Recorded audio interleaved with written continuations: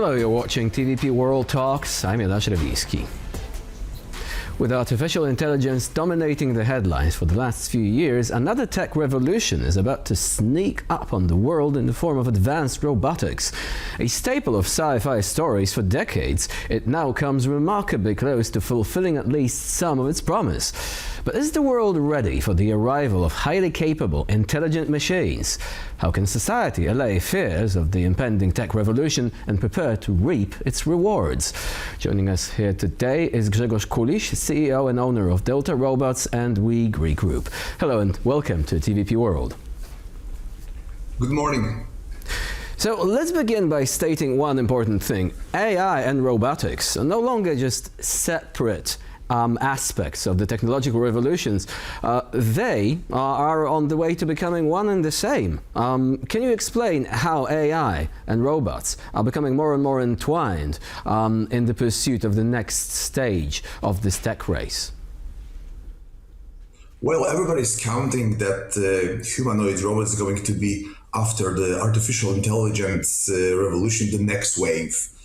I have to disappoint you, I'm still a human. That's why we are not so far with humanoid robots, although the expectations are high because like we are noticing in the media, which is kind of a trap because we are in this particular sector with humanoid robot already for years. And we do know that the media content and the social media content especially, sometimes it is kind of overhyped and it's showing more capabilities of those humanoids, androids, than they really can perform in the unpredictable environments. That's why, although artificial intelligence, we can all agree, is helping us on a daily basis in our professional duties, for humanoids robot, I think we have to wait for a while. And what's the while? Probably nobody knows, nobody who's serious about this technological future doesn't know what's going to be, if it's going to be in the time frame of 5 years, 10, 15, maybe 20 years.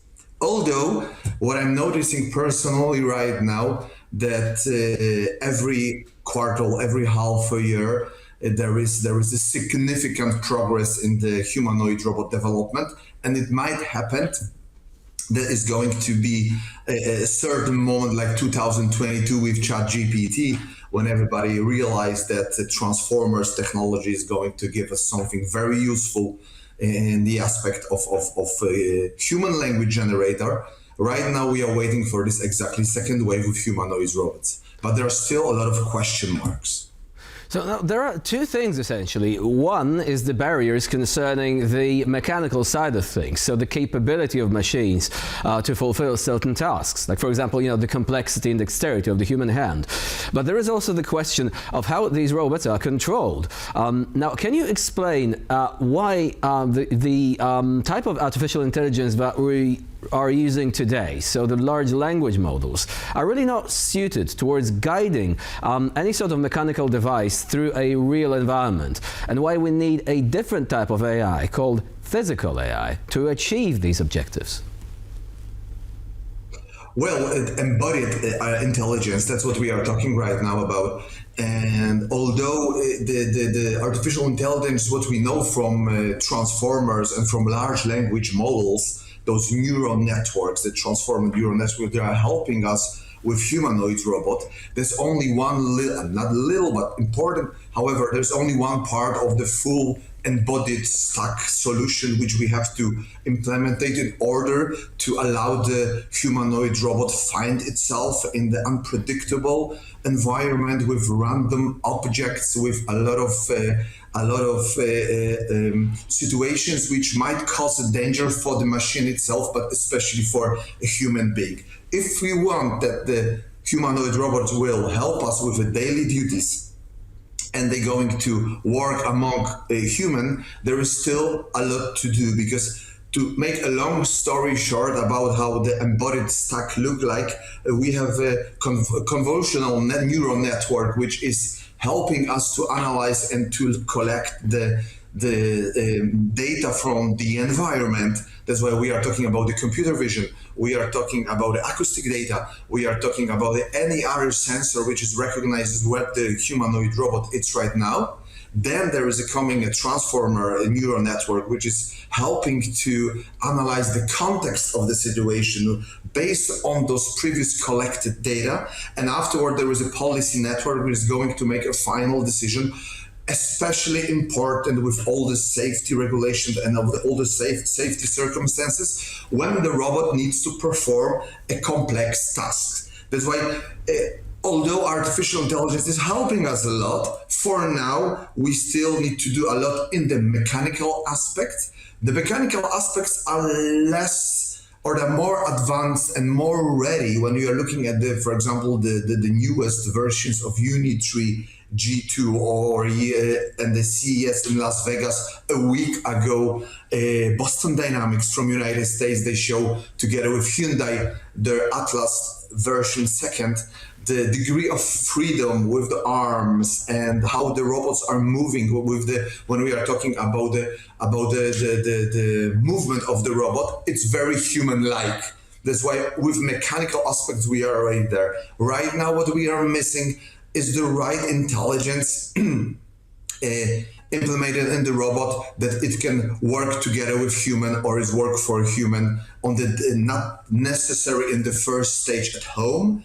First, like Jensen Huang from NVIDIA said a few months ago, that humanoids are probably going to land first at the professional level in the companies when the environment is more controlled, more predictable, and later on, the futuristic are saying that it's going to be around 2035, maybe 2040 at the human houses. Although there is a situation 2 days ago, the pace of the change is extreme, that the X1 technology, it's American company with some Norwegian roots, they launched pre-sale of Neo, the robot dedicated for making laundry, ironing the shirts and everything, washing the dishes, everything what we are dreaming about, that the humanoids robots will help us on the daily duties. That's why the pace, it's really incredible. We are seeing a lot of new solutions from,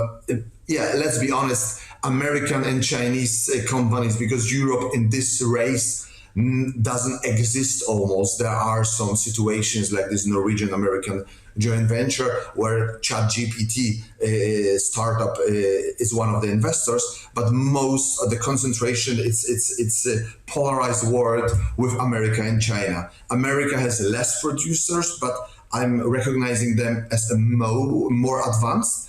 In China, there is around 100 companies busy with humanoid robots, with 5 till 10 major players. That's why we are waiting for the singularity moment. Nobody knows when it's going to happen. However, there are still a lot of challenges for scientists to handle and to solve, that we as a business afterwards can implement it and deliver it to the market. So now the question is the humanoid shape, this sort of structure, is it really the most efficient one? Some people say it is not. It's really good for tech demos and, for showing off, really, the capabilities of what a robot is capable of. But they also say when it comes to professional and, commercial applications, these robots may actually be very different. They might actually dispense totally with the human shape and basically, be structured around pure efficiency. True. When we are talking about the professional usage of this future constructions and how are they going to look like, how they're going to, about the degrees of freedom with the arms, legs, and how they can manipulate the object. It was very there is my huge recommendation to have a look in YouTube about the new Atlas 2 from Boston Dynamics. It's very different than a human movement, that's true. However, the humanoid robot in general, I think it won't be a creature of 4 meters high, because the aim is that it needs to be able to help us and to cooperate with us with the human world. And the human world, it's constructed in a certain way. We have chairs, we have tables, we have doors to enter the rooms, we have communication, and we have stairs. That's why we have our main tools. Vacuum cleaners, for example, there are certain constructions, and because all of this was created for us, for human beings, I'm anticipating that more or less, despite of the professional usage, for us as a human at home, especially, and in the offices where we are working, when there is no specific task, the humanoids robots will be as androids. That's why they're going to be more or less the same size as we are, and they will have more or less the same handling capabilities. Of course, there is one of the problems which we are facing right now, or soon the humanoid robot branch will face. That's the uncanny valley. That's why there is a human reaction on something what looks like nearly as a human, and we have an anxiety, fear, a reaction in our brains. That's why at this moment the robots looks more as a toys. Soon they're going to look more as a human. That's why probably we will face this problem soon. But in the end, I don't want to say nothing about the time frame, of course, because it's not going to be serious. But in the end, it will be indistinguishable from the human and the humanoid robot to recognize if there is a robot it's a pathway or towards the future developments that we'll be looking forward to. Yeah. For the time being, Grzegorz Kuliś was our guest today here on TVP World. Thank you very much for joining us and for sharing your insight. And I'm Jonasz Rewiński. You're watching TVP World. Please do stay with us.